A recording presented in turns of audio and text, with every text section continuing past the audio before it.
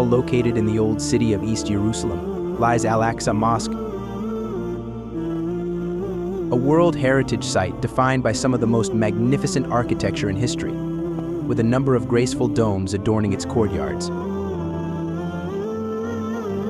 We bid them shalom, salam, peace. I cannot see any possibility for real peace. Jews will be visiting the Temple Mount. The Palestinian cause will erupt victorious. We deserve our land back.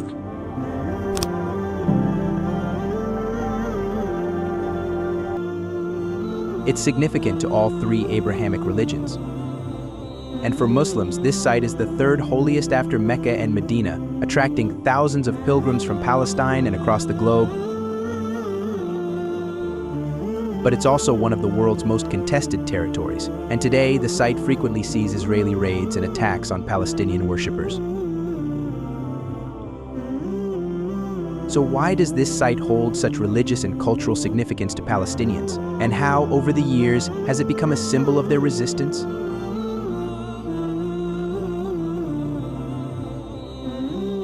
This is the history of Al-Aqsa Mosque.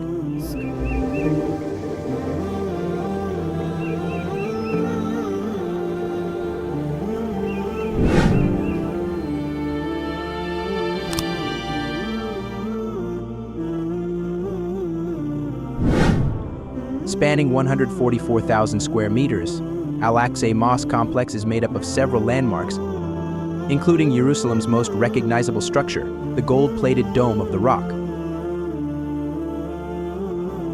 The initial structure of the mosque and its round wooden dome was built by the Umayyad Caliph Abdul Malik in the late 7th century. Its architecture and mosaics were patterned after nearby Byzantine churches and palaces. The Dome of the Rock continues to define Jerusalem aesthetically. It's the most beautiful place probably in the world. According to Islamic belief, the rock above where the dome is constructed is the spot from where the Prophet Muhammad ascended to heaven, in what is known to Muslims as the miraculous night journey. Islamic belief states a divine ladder descended from the highest level of paradise to the Rock of Ascension. Today on the drum you will find chapter 17 of the Quran, Surah al-Isra. This is the night journey. These inscriptions are some of the earliest surviving examples of Quranic text. This, along with the intricately decorated stained glass windows, makes the mosque one of the most celebrated examples of Islamic architecture, as well as the oldest surviving in the world.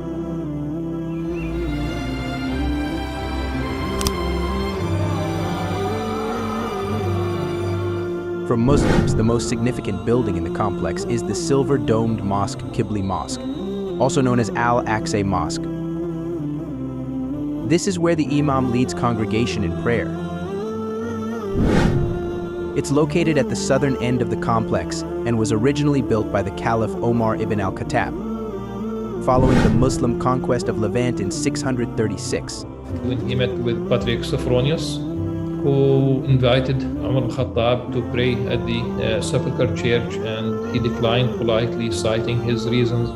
He was worried about future generations of Muslims considering this as a right, which is really a very beautiful paradigm for whoever is the authority.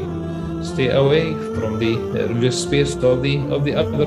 Don't abuse power, something that we see systematically at Al-Aqsa Mosque, where he stepped outside and prayed. Muslims later on built Mosque of Umar. He concluded one of the most beautiful interfaith agreements. We call it the Pact of Umar, in which he assured Christians of the sanctity of their holy places and their freedom of worship. Due to earthquakes and attacks, Al-Aqsa Mosque underwent a series of expansions and renovations by the Umayyad, Abbasid, Fatimid, Urbid, Ayyubid, and Ottoman rulers.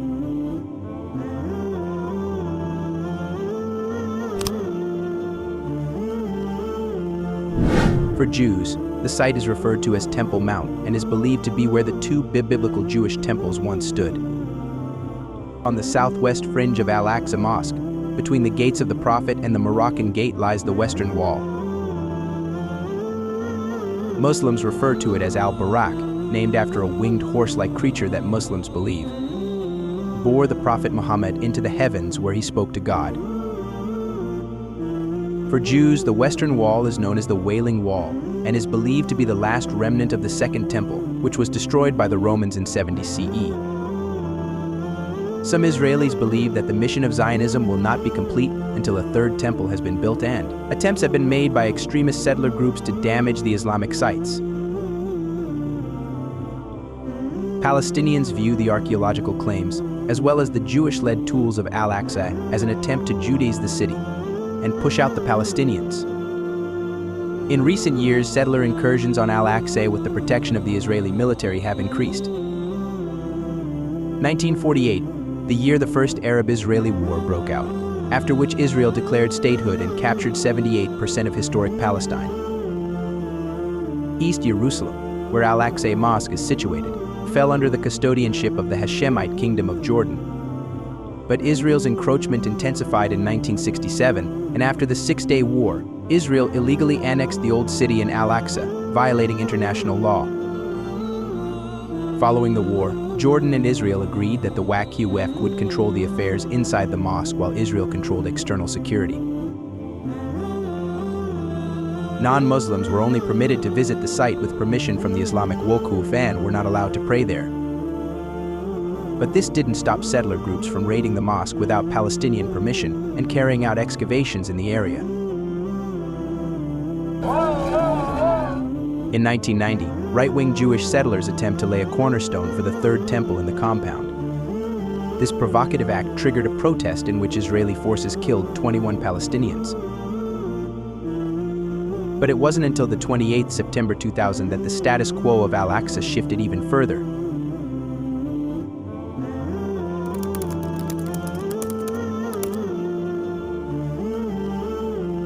Then Israeli opposition leader Ariel Sharon visited Al-Haram al-Sharif, or Temple Mount surrounded by Israeli guards and police.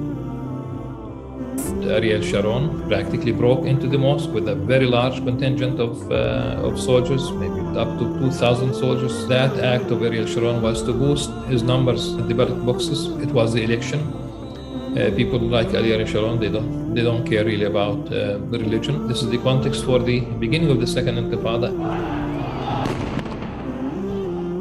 The Second Intifada was a sweeping Palestinian uprising that lasted for 5 years, igniting all-out skirmishes between Palestinians and Israeli forces that left more than 3,000 Palestinians and 1,000 Israelis dead.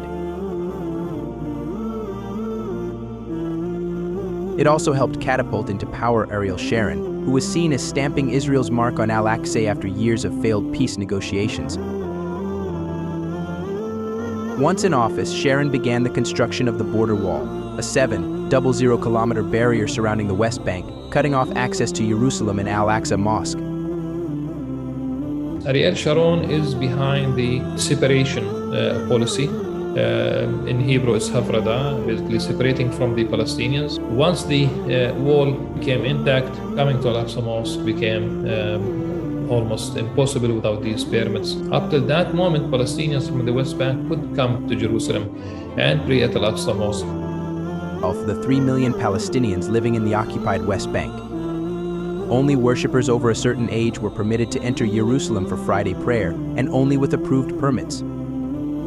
Those that were allowed were forced through checkpoints, creating mass congestion and tension. In recent years, Israeli settler incursions under the protection of authorities have increased at al-Aqsa, with tours organized 5 days a week. Settlers had previously refrained from entering al-Aqsa during Muslim holidays, but that too has changed. The incursions triggered confrontations with Palestinians, which often lead to violent Israeli crackdowns. Tensions tend to escalate during Ramadan, when Israeli authorities place restrictions on Palestinian worshippers who want to pray at the sites, or when members of the Knesset tour the area.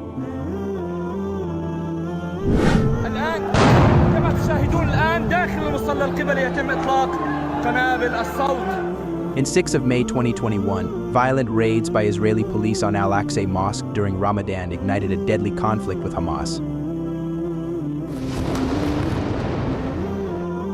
The 11-day Gaza war killed 253 Palestinians, including 66 children.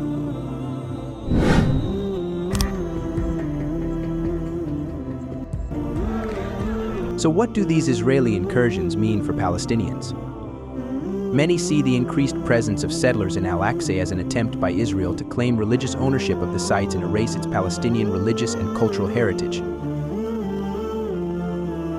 Protecting the site is seen by Palestinians as a religious and national duty. I'm a member of the Waqf Council at al-Aqsa Mosque, and I teach daily. You have the executive management, that's the Waqf department, and I know how difficult it is for them to do their job. And the fear for annulling the historical status quo is serious, is real. By allowing settlers to pray al-Aqsa, Palestinians fear that the site will be divided in a similar manner to the Ibrahimi Mosque in Hebron in the 1990s.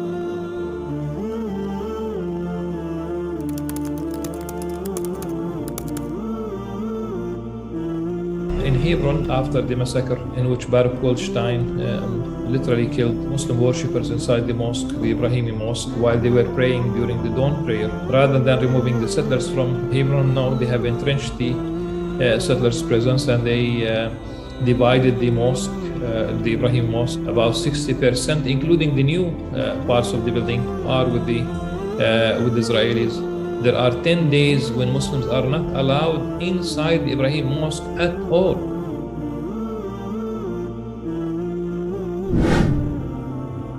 Since 1967, al-Aqsa has been the most widely recognized symbol of Palestinian resistance in the face of occupation. This complex is seen as a sanctuary, a place for prayer, celebration, culture, and community. But as the fight over this 35-acre piece of land continues to intensify, many Palestinians fear that they may one day lose it for good. If you found the video informative, we kindly ask you to like, comment, and share it. And don't forget to subscribe our channel.